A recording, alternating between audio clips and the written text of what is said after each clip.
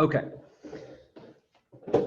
So let's pick up then where we left off in the last class. We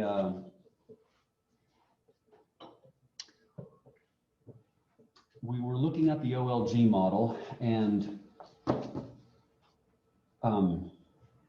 one of the results of that model that's kind of interesting compared to some other models that we're going to look at this semester is that the competitive outcomes are not necessarily Pareto optimal, or even correspond to allocations that a benevolent social planner would select, which is the useful property of the optimal growth model that we'll talk about in the coming weeks.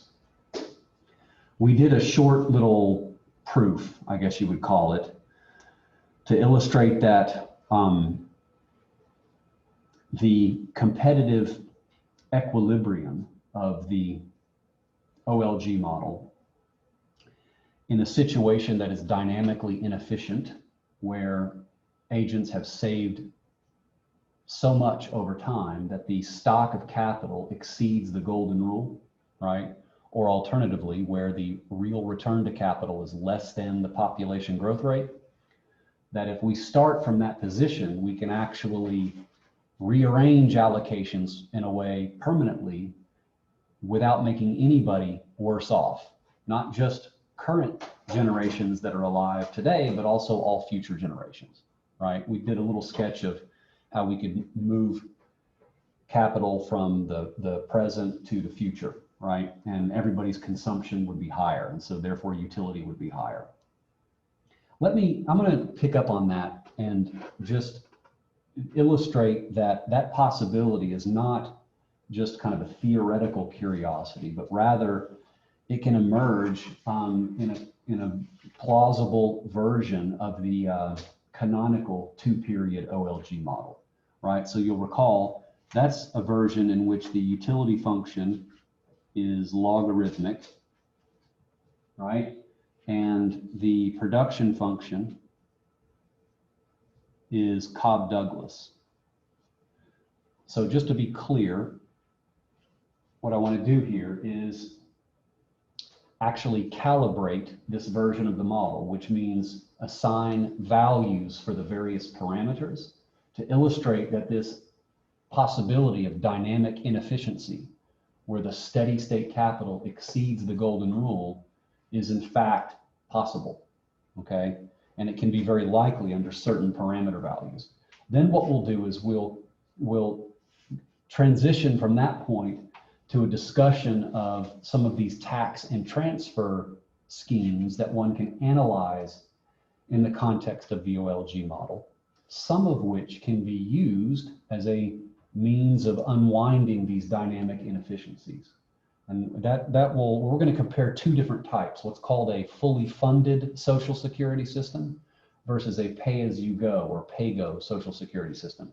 We'll see how to model each of those alternative fiscal policies within the context of this two-period OLG model. And that will carry over into the next class.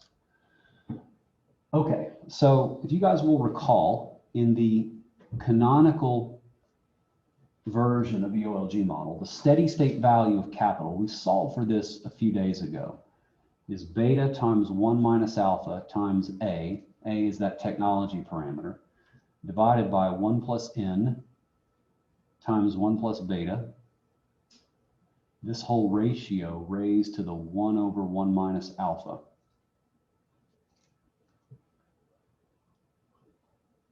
That's the steady state value of capital per worker in the decentralized competitive OLG model. Now, hopefully you also recall that the condition that must be satisfied by the golden rule level of capital, which I'm going to call K-star gold, is such that the marginal product of capital has to be equal to delta plus n, the depreciation rate plus the population growth rate. Remember, the slope of the production function has to be equal to the slope of that break-even investment line. We talked about that way back in the context of the solo growth model. Well, now that we know what the production function looks like, let's plug in our values and actually solve explicitly for the golden rule level of capital. So F prime is going to be what? Alpha A K star gold raised to the alpha minus 1, the marginal product of capital, is equal to delta plus N. If we were to solve this little rinky-dink equation for the golden rule level of capital, we would find that it's equal to alpha A divided by delta plus N, all of that raised to the 1 over 1 minus alpha. You can clearly see that the golden rule steady state capital stock is not in general going to be the same as the competitive steady state capital stock in the OLG model. Those two are going to differ. Okay? Now, what we want to think about are the conditions whereby the steady state is bigger than the golden rule. That's this so-called dynamically inefficient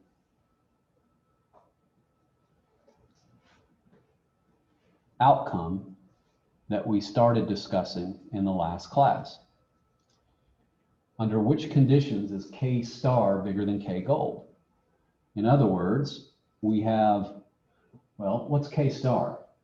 It's this term raised to the 1 over 1 minus alpha. K gold is this other term here raised to the 1 over 1 minus alpha. So if K is bigger than K gold, then that means beta times 1 minus alpha A over 1 plus N times 1 plus beta has to be bigger than alpha A over delta plus N, right?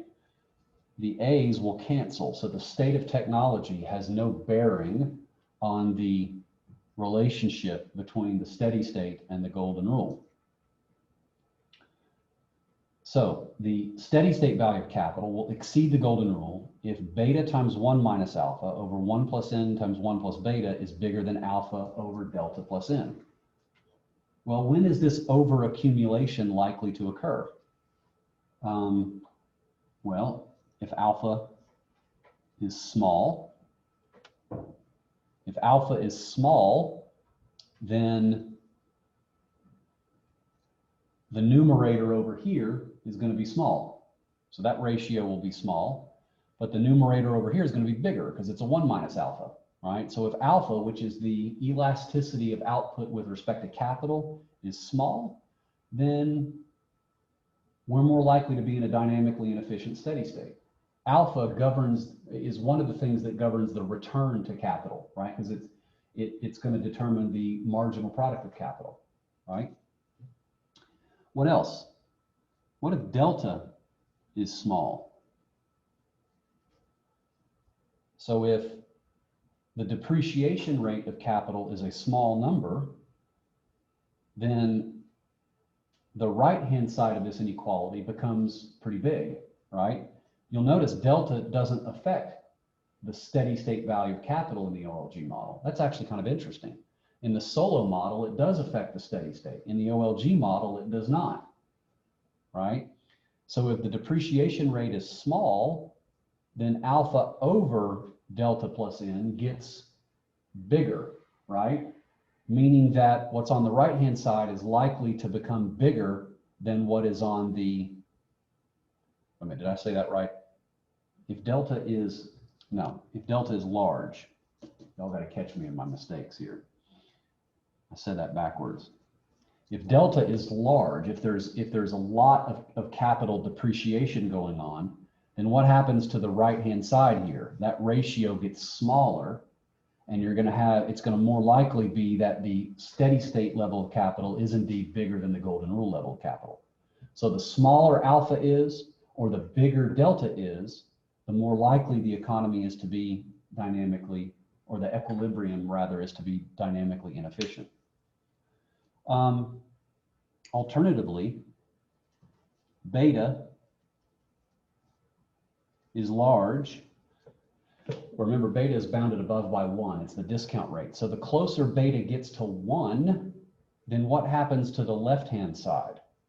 Well, you've got a beta over a 1 plus beta, right? So the larger is beta, as it gets closer to 1, the bigger the left-hand side becomes.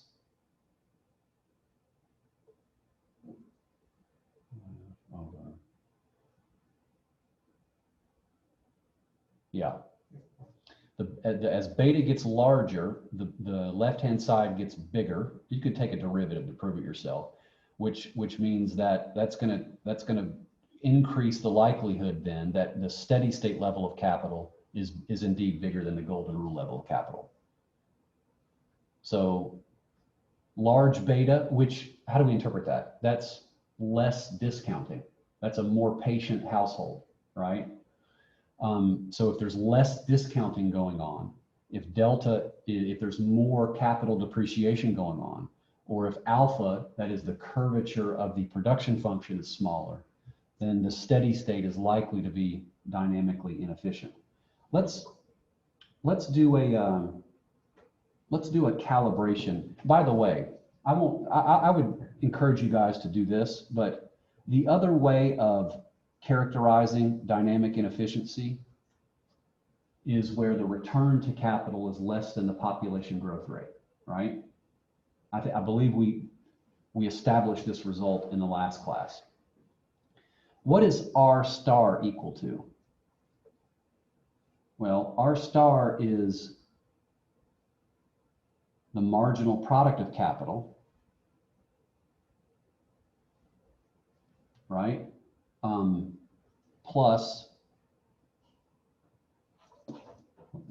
The marginal product of capital minus the depreciation rate, right? I would encourage you to test this. Go back and plug in the marginal product of capital formula right here, okay? And see if you can derive the same condition. You should get exactly the same thing as we did from starting at K star bigger than K gold. All right, we solved for the steady state value of K and compared it to the golden rule condition. Well, why don't you work the other way? We know what the steady state value of the return to capital is. It's F prime minus delta. Plug in what you know about F prime and what you know about K star and see if you can derive the same condition. It should be exactly the same. Now let's do a calibration example. That's a term you may not be familiar with, but you'll see it in your PhD course next spring for macro. This is the practice of selecting numerical values for the parameters in the model in a way that makes the model consistent with different empirical moments that you see in the data. It helps your model match certain data consistent features so that the model could potentially generate credible empirical predictions. Okay, there are formal calibration exercises that involve actually estimating parameters by something like maximum likelihood or generalized method of moments. There are more informal methods of calibration where you just select the parameter values in order for your model to generate steady state properties that are consistent with the long run mean values that we see in the data. So it's not a formal regression or estimation, but it gets at bringing your model closer to what you actually see in the data, okay? You'll do a lot of that in Sarusha's Macro 2 class next semester. Let me show you a simple illustration of what I'm talking about here. Let's suppose that a period is 30 years in this model. Remember, this is a 2-period life cycle model. So let's say we have a 30-year period when you're young and a 30-year period when you're old. If we want N to be the growth rate of the population, then that means in this calibration exercise, we would want 1 plus N to be equal to, let's say, an annual population growth of 1% raised to the 30th, right? So how much is population going to grow by from the first period to the second period, which is a 30-year episode, would be 1.01 raised to the 30th. I'm not sure exactly what that number is. Delta is the capital depreciation rate. Many macroeconomic studies assume that capital depreciates at something like 5% a year. So in that case, 1 minus delta would be equal to 0.95, or 5% depreciation per year raised to the 30, if a period is equal to 30 years. So we can use this equation to solve for n. We can use this equation to solve for delta.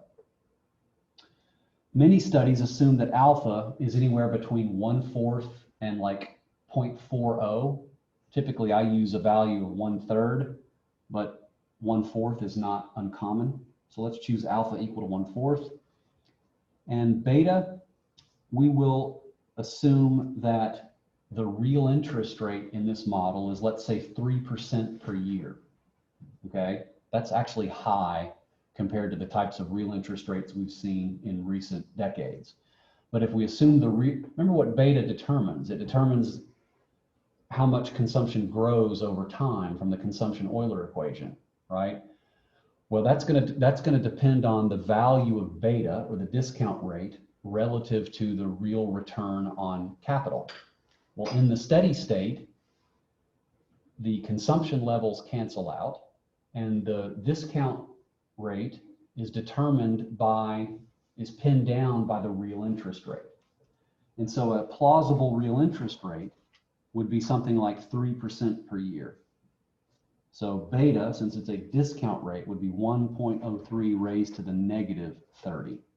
Again, I'm not sure exactly what that value is, but when I did this before in my notes and I plugged the numbers into these formulas, at this level, or for this particular calibration, beta times 1 minus alpha over 1 plus n times 1 plus beta is equal to 0.1624, something like that. And alpha over delta plus n, which was the right-hand side of this equation, at those particular parameter values was something like 0.2206. Okay, so for this particular calibration, what do we see? We're going to have the steady state value of capital actually being less than the golden rule. So at these values, K star is actually less than the golden rule level of capital. In that case, future generations would benefit by current generations saving more and accumulating more capital. Now, if we make one simple modification, let's let the discount rate get arbitrarily close to 1, okay?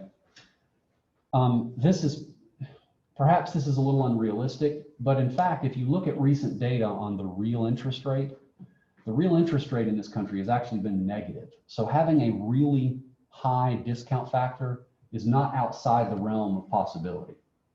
Certainly something higher than what we got here is not unreasonable. If we make this single change, then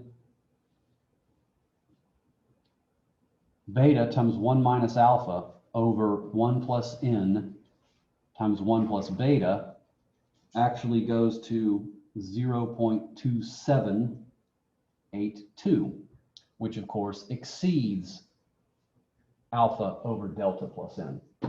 So consistent with our intuition, if we start to increase the discount factor, that is, make agents in this economy more patient and lower the long run real return to capital, you're going to have a situation where the steady state capital stock is indeed bigger than the golden rule level of capital, and agents will tend to over accumulate.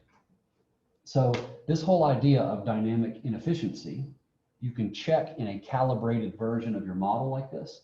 It's not just kind of an exotic possibility, right? But rather it's a real possible outcome that is consistent with very plausible values of the underlying parameters in the model, right? In general, that's the only way to check whether or not your steady state is dynamically inefficient, is by comparing the competitive steady state for specific numerical values to what you would get in the golden rule. Again, this exercise, although it's easy to do, provides a little bit more justification for why we're talking about these pecuniary externalities in the OLG model that drive capital to these inefficient values, and sets the stage for discussions of fiscal policy as potential ways of unwinding some of these distortions. Okay, you guys have questions on how I did that? It's really straightforward. Just go back to the canonical model, solve for the steady state, solve for the golden rule, plug in your parameter values, and basically compare the two, right? You can play around with it. You can change alpha and delta to see if there are other combinations that give you dynamic inefficiency.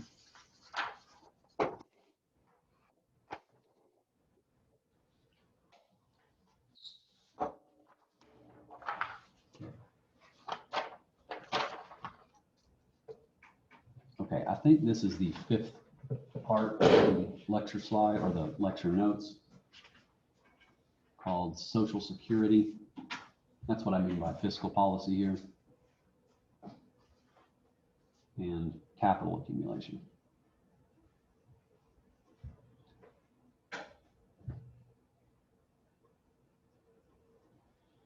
So now through the next class, we'll have some kind of interesting discussions about how we can apply the basic workhorse OLG model to talk about issues surrounding fiscal policy, how they can be modified to incorporate taxes and transfers. Okay, so what I want to do for the rest of class today is discuss how Social Security can be introduced as a way of dealing with this overaccumulation phenomenon. Now, obviously, Social Security was not developed as a social safety net in this country to deal with problems of overaccumulating capital, right? That's not what FDR and the New Deal engineers had in mind when they were developing this legislation, right? But Social Security programs, because they involve taxes and transfers, can affect people's consumption and savings decisions, right? And it's our savings decisions which drive how much capital is going to be accumulated in the economy long run. So here's a great example of where fiscal policy can indeed impact capital accumulation. Now, to have this discussion, I'm going to write down, and because I'm going to come back and reference these equations a few different times. Let me write down the key equations of the purely decentralized equilibrium that we've talked about so far. There's 4 key equations, okay? It was the Euler equation, the marginal product of the marginal utility of first period consumption is equal to the discounted return to the marginal utility of second period consumption, right? The savings decision we saw was a function of the factor payments, W and R. And that individual savings is what drove capital accumulation in this model. So KT plus 1 times 1 plus N.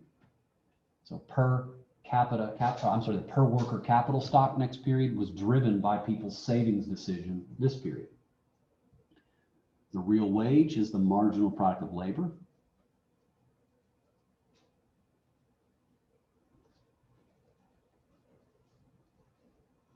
And the return to capital is the marginal product of capital net depreciation. So by the way, I'm leaving this canonical version of the model. We're going to talk about the general version of the model with just standard assumptions about utility and production. So this is those are givens. Yeah. So we're saying that the canonical version is the decentralized version? No, the canonical version is just the version that is solvable analytically. It assumes logarithmic utility and Cobb-Douglas production.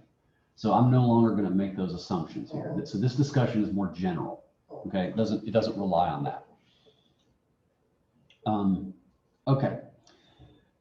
I'm going to reference these equations because what we want to do is we want to analyze what the equilibrium outcomes look like in the model with Social Security and compare it to these guys here in the model that doesn't have Social Security.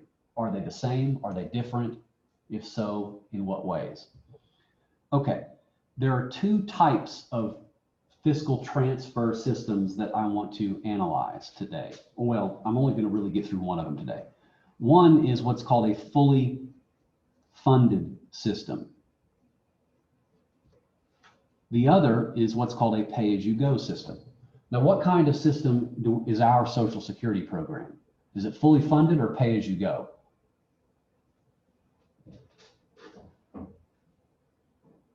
What do you mean by pay-as-you-go? Would be my... Okay, a fully funded system is where the government collects Social Security taxes from people who are working. It turns around and invests those taxes in the economy's productive savings vehicle, like in our model, capital. And then it turns around and provides those resources with interest to the same people once they retire. A pay-as-you-go system is where the government taxes one set of individuals, doesn't invest in anything, turns around and takes those dollars and dumps them on a different set of individuals. That's actually a tax and transfer system. That's pay-as-you-go. You're paying for Social Security as you go through time. A fully funded system is where the young are taxed. The government then saves those resources on behalf of the young in some type of asset, and then provides those assets to the young when they're old in retirement. Which one sounds like the US system? Pay-as-you-go. Pay-as-you-go, right? We don't have a fully funded system. The whole debate, I guess almost 20 years ago now, or maybe even more, yeah, this was back in the 90s, was about partially privatizing Social Security, making Social Security partially funded. That would allow workers to invest a portion of their Social Security in some type of either bond fund or equity-based fund. That went nowhere in Congress, but that was an effort to try to partially privatize or do a partial funding of the Social Security system. Okay, let's look at a fully funded system first. Okay, so here's the scenario. The government is going to come and take a mandatory lump sum payment from all of you young workers in the amount of D every period. The government then turns around and invests those resources in the only savings vehicle that is in our model, which is the capital stock. That's the only way to transfer resources intertemporally here, right? We don't have any other type of asset in the model. When you guys retire in period T+1, then the government sells off those assets to the current young, to the future young generation, and provides you with the principal and interest. That is a fully funded system. Everybody see what I'm saying there? So let's think about how we would model that in the context of this 2-period OLG model. Well, how would the utility maximization problem differ? Well, a person who's born in period T will maximize over their lifetime consumption and their savings, their lifetime discounted utility, subject to a sequence of budget constraints. Well, what does the first period budget constraint look like? Your consumption plus your savings plus the Social Security tax that you're going to have to pay. And we'll just assume for the sake of argument that it's a lump sum tax and not a marginal income tax or a marginal labor tax, which it actually is in reality, is equal to what? The wage payment that you receive from working. Remember, everybody works 1 hour inelastically when 1 unit of labor inelastically when young, right? So the only difference here is we now have to pay this Social Security tax. Well, it's also going to affect what our second period consumption is going to be, right? How much are we going to consume when we're old? Well, it's 1 plus RT plus 1 times That's the total gross return to our private savings, right?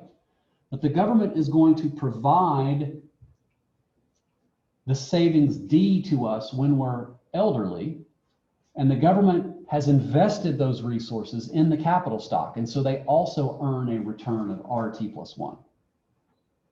So total consumption in the second period of your life would be 1 plus R times quantity S plus D, where agents take D, or the sequence of D's over time, as given. In other words, it doesn't think about how its own consumption and private savings behavior affects the path of these Social Security payments. So this leads us to, I think it's proposition 4 in the notes, which is what? Consider a basic 2-period OLG model where the government operates a fully funded Social Security system. It describes what I just described, right? The punchline of proposition 4 is that if there are no restrictions on saving, so if saving is free, that is, it can be positive or negative, so that you could actually borrow, right? Then given any feasible sequence of Social Security payments, given any feasible D, the set of competitive equilibria with Social Security is identical to the set of competitive equilibria without Social Security. In other words, what comes out of this model here, the equilibrium allocations will be identical to what we saw in the model that doesn't have any Social Security at all. Let's do that and discuss why, the intuition for why, and then that sets the stage for a comparison with a pay-as-you-go system, which you might imagine does not generate allocations that are the same as the world without Social Security. Okay, so how do we do that? Proof? Well, I'm just going to essentially solve the 2-period problem for agents in this model and compare the competitive equilibrium conditions to what we got up here. Okay, so how do we do this earlier? We use the income constraints and substituted them into the maximization problem. So we're going to maximize over choice of savings, U of C1. Well, that's what? That's W minus S minus D plus beta U of C2. Well, that's 1 plus RT plus 1 times quantity S plus D. We know that this is a maximization problem, so the first order condition will be necessary and sufficient. I'm not going to verify second order conditions here. We've already done all that. What's the first order condition? It would be minus U prime W minus S minus D plus beta times 1 plus RT plus 1 U prime of C2 T plus 1.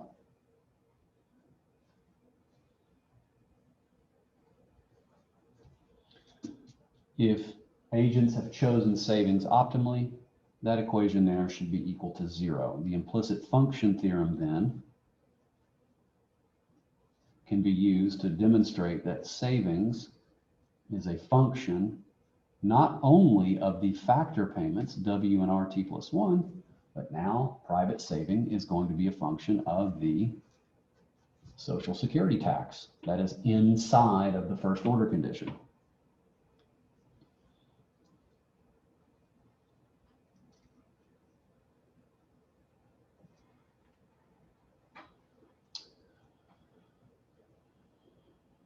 The efficiency conditions for firm maximization are going to be the same. That's no different in this version of the model. What differs is the household side. So we've got the Euler equation. Now let's get the savings locus, right? Well, how do we do that? Remember, we had to appeal to the aggregate resource constraint in our economy, which said that output every period was consumption plus investment. From this, we can write what? KT plus 1 minus KT. That's the change in the capital stock then is equal to YT minus CT minus delta KT. In other words, I've just substituted into this equation my definition for investment. It's equal to KT plus 1 minus KT plus delta KT. Sorry, real quick, what's the IFT stand for? That's the implicit function Oh, here, okay. right? We can write S as a function of these other guys.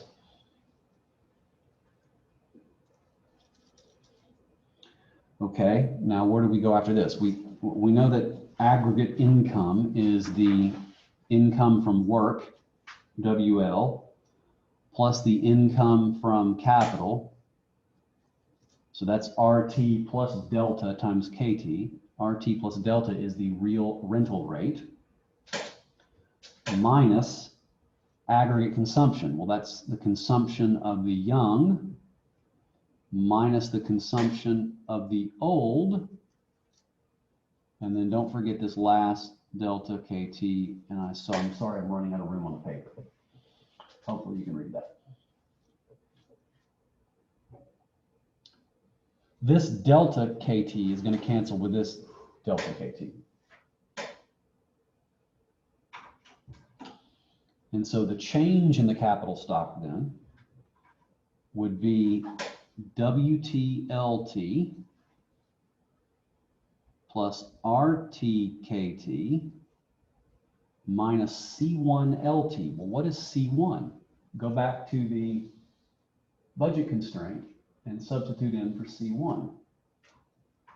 That's WT minus ST minus DT times LT minus C2 LT minus 1. What's C2T? Appeal back to the budget constraint. C2 is 1 plus RT times S, be careful about the dating here, ST minus 1 plus DT minus 1, all that times LT minus 1.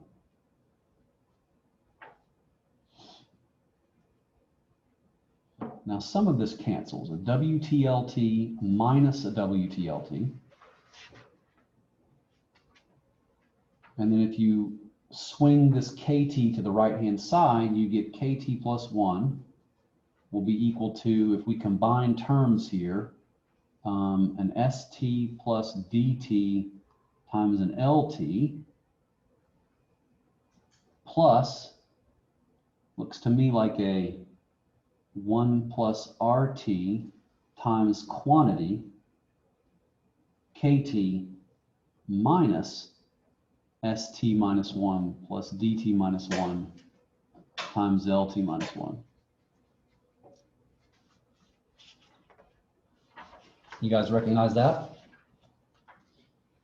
Could you just explain briefly why you switched the time from RT plus 1 and ST? Because it's C2T, not C2T plus 1. Okay. Right? C2T plus 1 is 1 plus RT plus 1 ST DT. That means C2T is the right-hand side scroll back a period. Okay.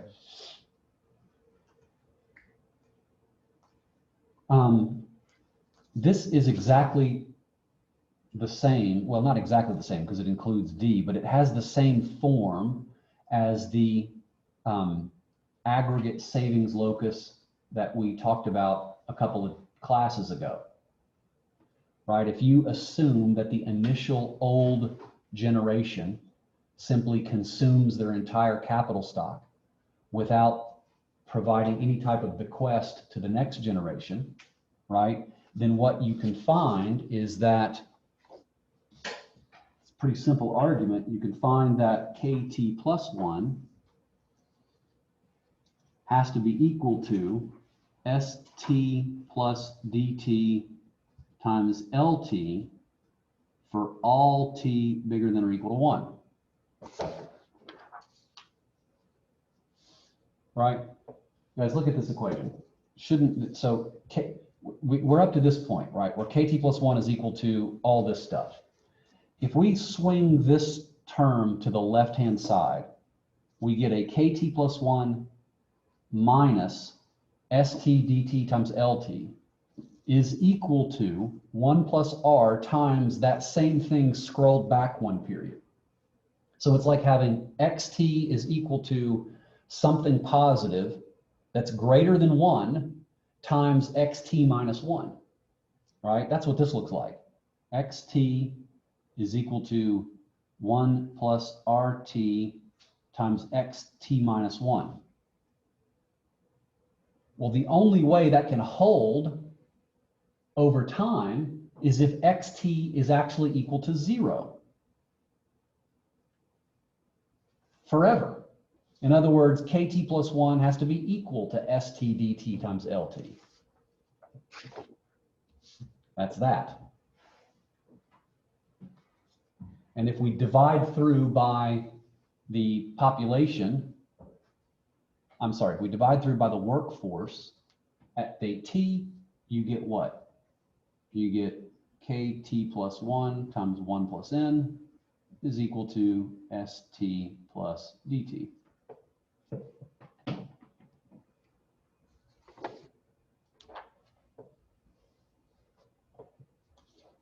Now, I'm going to move papers around here just a second, okay?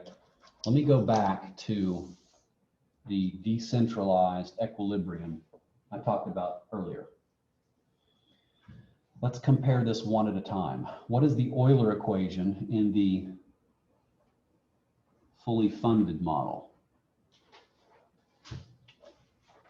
It is the U prime WT minus ST plus DT quantity is equal to beta 1 plus RT plus 1 U prime of 1 plus RT plus 1 times ST plus DT. Again, I'm running out of room, sorry. The savings locus is ST plus DT is equal to KT plus 1 times 1 plus N. The efficiency conditions are the same as they were previously. What do you notice between these two sets of equilibrium?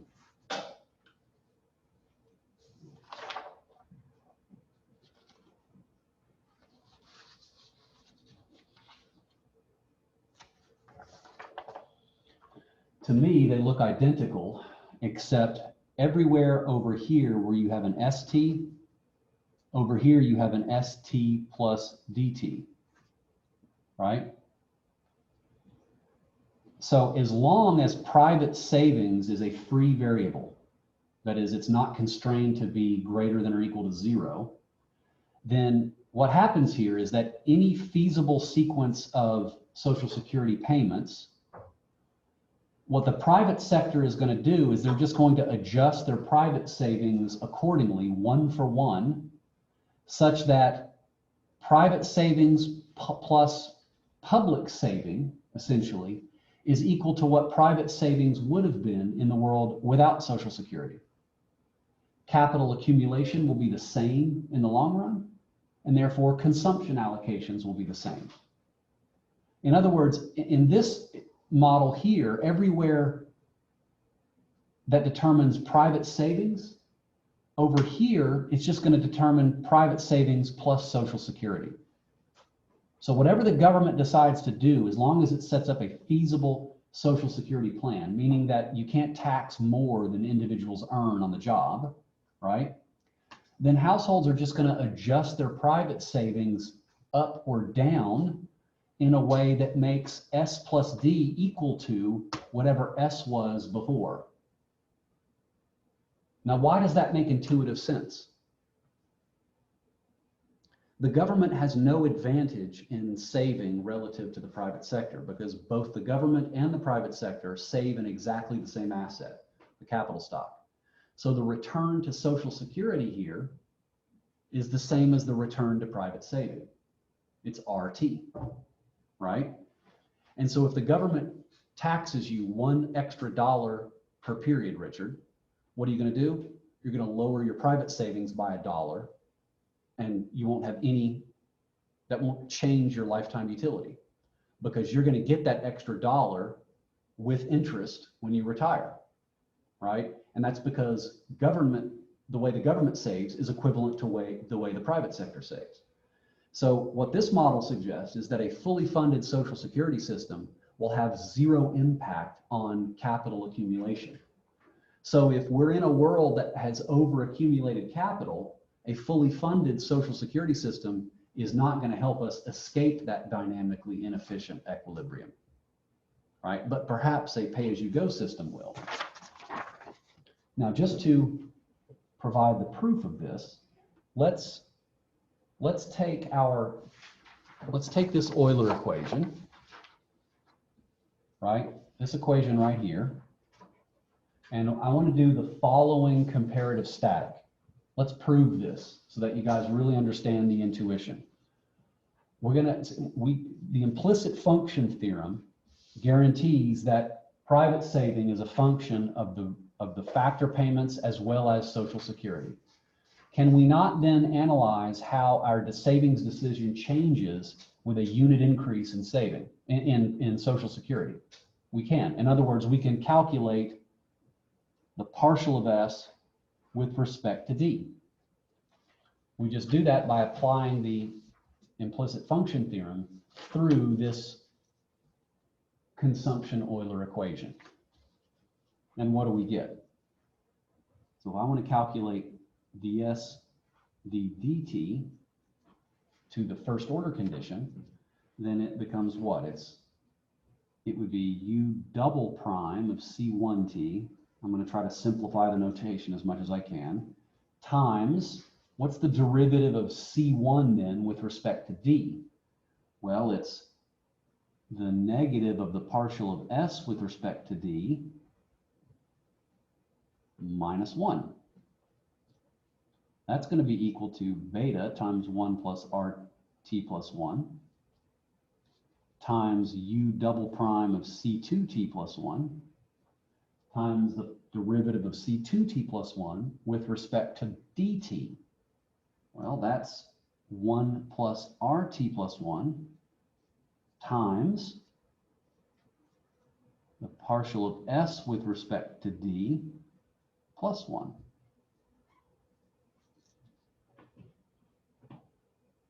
Let's group terms and solve for the comparative static that we're looking for. How much does savings change by for a marginal increase in Social Security? We better find that it's -1, right? A $1 increase in D should lower private savings by $1. Otherwise, we've got something terribly wrong here.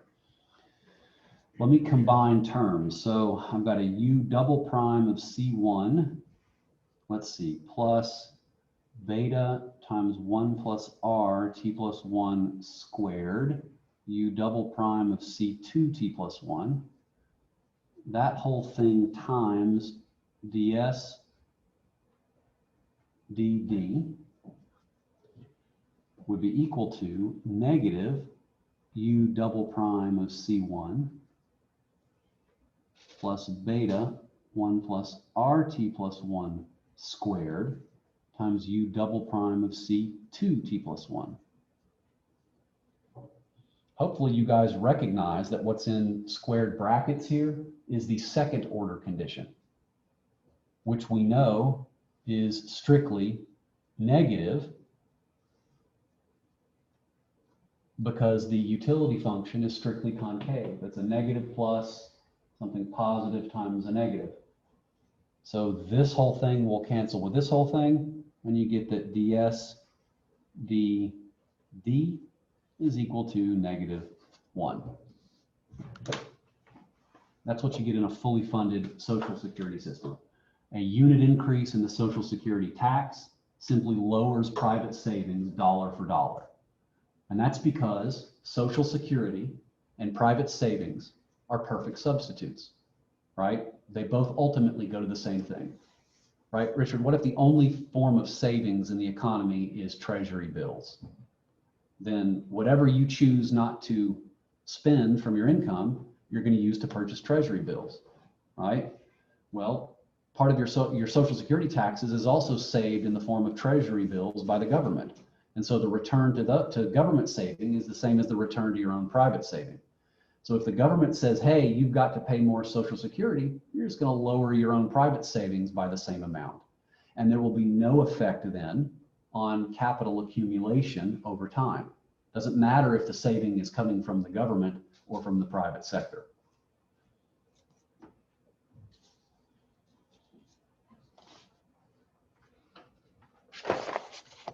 Questions? Okay, let me. I was gonna say in the Yes. instance you were bringing with bonds as opposed to Social Security. So with treasury bonds, there's maturation dates, and then you can, in theory, cash out after certain years. I know in Social Security, you get penalized if you have access to it by a certain age. Does that still hold if you cash out on a bond before its full maturation, as well as accessing Social Security before a certain age? In practice, no. Bond investors are like equity investors. You want to buy low, sell high. So most people don't actually buy bonds and hold them to maturity. What they do is they buy a bond at a certain price, they hope the price rises, and then they sell the bond later on. There's a huge secondary market for bonds, just like there is for stocks, right? Mm-hmm. The price of the bond and the yield or the interest rate move in opposite directions. So as interest rates fall on newly issued bonds, the prices of existing bonds rise because your bond is now more attractive since it has a higher interest rate than the newly issued bond. So there is a penalty in Social Security for withdrawing early in the sense that the longer you wait, the higher is the payout, right? Yeah.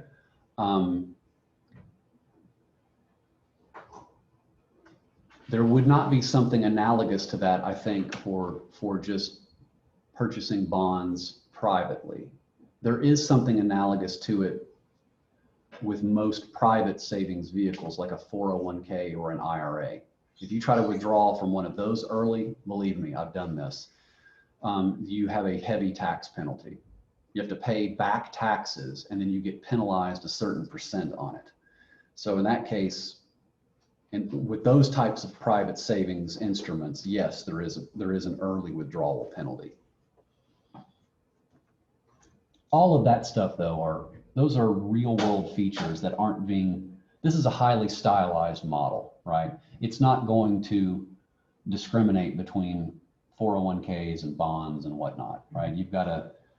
You have to seriously complicate the model and allow for a portfolio of different assets to pick up all those features. Interesting stuff, but it's a little farther than what I plan to go with this. Okay, I've got about 10 minutes. Let me at least set up the pay-as-you-go model and talk about the intuition. And then in the next class, we'll solve it and we'll do the proof of proposition 5, and we should be good. Okay, how does a pay-as-you-go system work? In that situation, the young are taxed an amount, let's say D, when they're young. Those resources are not saved in the capital stock, but rather they're transferred immediately to the current old generation. Now, because of population dynamics, there still is a positive return to Social Security. In what sense? Because population grows at a constant rate if the government collects $1 from everybody who's young, then how much does every current old individual receive if it's transferred immediately? 1 plus N dollars, right? So if N is 0.01, then every old individual gets a $1.01 for every dollar that we insert or inject into the Social Security system, right? So in this case, in a pay-as-you-go system, the return to Social Security is not R, it's what? It's N, right? And what do we know about a dynamically inefficient economy? It's one in which R is less than N. So this is going to be a useful example to illustrate what's going on there. Okay, let's set up the household's utility maximization problem with pay-as-you-go Social Security. So you're going to maximize your lifetime consumption. So U of C1 plus beta times U of C2, subject to a sequence of budget constraints. What do those budget constraints look like? Well, first period consumption plus your private savings plus your Social Security payment is equal to your wage, just like before. Where is it different? Your second period consumption is going to be what? The gross return to your private savings plus what? Not DT times 1 plus R, but rather DT plus 1. That's the Social Security tax of the young generation at time T plus 1 times 1 plus N. Now let's be clear about where this is coming from, okay? Let's do a little bit of government accounting here. In period T, how much is the government raising through Social Security taxes? It taxes each young individual in amount DT. How many young people are there? There are LT. Those resources are fully transferred in a balanced budget way to the current old generation. Well, let's say the current old generation gets a per person benefit of B. How many old people are there? LT minus 1. So B is the benefit of an old individual in time T. So what is DT going to be equal to? What's BT going to be equal to? It's DT times LT over LT minus 1.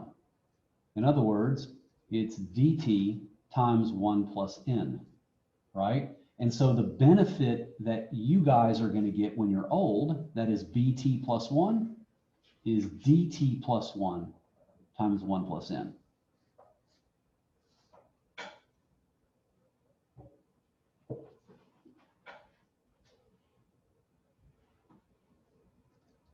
Got it? Oh, and households also take the sequence of Social Security payments over time as given. It does not think about how its own consumption savings choices affect those Social Security taxes. Treats it as given. All right, if we simplify this down to a one-dimensional problem, it becomes maximize U of C1, which is W minus S minus D plus beta times beta times U of C2 T plus 1, which is 1 plus R T plus 1 times S plus 1 plus N times DT plus 1. We can easily take a first order condition and we get negative U prime of C1 plus beta times 1 plus R times U prime of C2.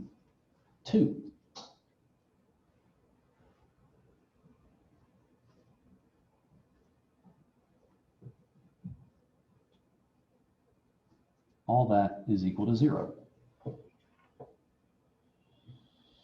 We can then apply the implicit function theorem, and that's going to tell us then that the optimal savings decision of the young is going to end up being some continuous and differentiable function of WT, RT plus 1, DT, as well as DT plus 1. So in a pay-as-you-go system, can't see that, can you? In a pay-as-you-go system, the private savings function will once again depend on the factor payments as well as the Social Security taxes over the lifetime of this agent. Now I'm going to stop there because this is a good stopping point. What we'll do in the next class is immediately derive the aggregate savings locus, that capital accumulation equation. And then we will look at some properties of how savings responds to an increase in Social Security taxes. And then we will try to get through the full proof of Proposition 5, which basically says, in a nutshell, in a dynamically inefficient world, that is where capital is greater than the golden rule, if the government were to implement a pay-as-you-go Social Security system, that would have the effect of lowering the steady state stock of capital, which, as we saw in the last class, should lead to a Pareto improvement for all current and future generations, right? So unlike a fully funded system, which has no impact on capital accumulation, a pay-as-you-go system is going to affect capital accumulation. Why? Because government savings, that is Social Security, is not a perfect substitute for private savings in all scenarios. If the return to capital is different than the return to Social Security, where the latter is the population growth rate, right? Then you're going to have a situation where increases in Social Security don't lower private savings dollar for dollar. In fact, it may lower private savings more than dollar for dollar in a dynamically inefficient world where R is less than N. If that's the case, this pay-as-you-go system, although it wasn't designed for this to start with, can actually help unwind the distortions that are brought about by these pecuniary externalities in the model, where agents tend to oversave because future generations' preferences aren't encoded in today's market transactions, right?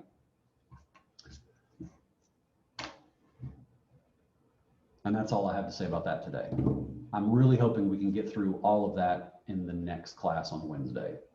That way, when you guys come back next week, we'll have 2 full classes to talk about dynamic programming. Any questions?